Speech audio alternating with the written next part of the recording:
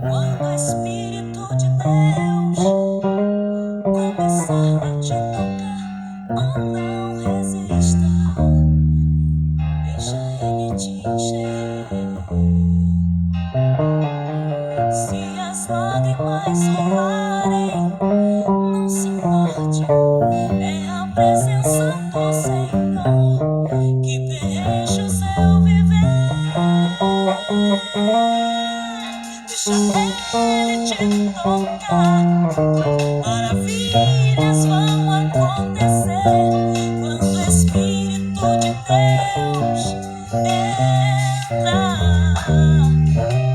Todo mal vencido está, pois a glória já chegou. Abra o seu coração, sinta agora a emoção de ser feliz.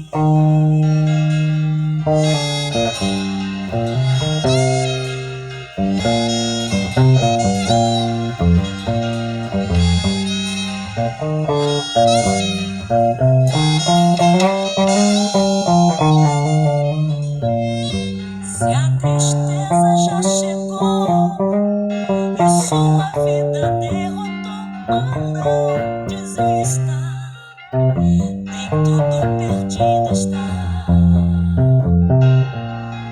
pois aquele que morreu e ressuscitou te segura pela mão e te protege nos seus braços de poder. Deixa Ele te tocar, maravilhas vão acontecer quando o Espírito de Deus entrar. Todo mal vencido está, pois a glória já chegou.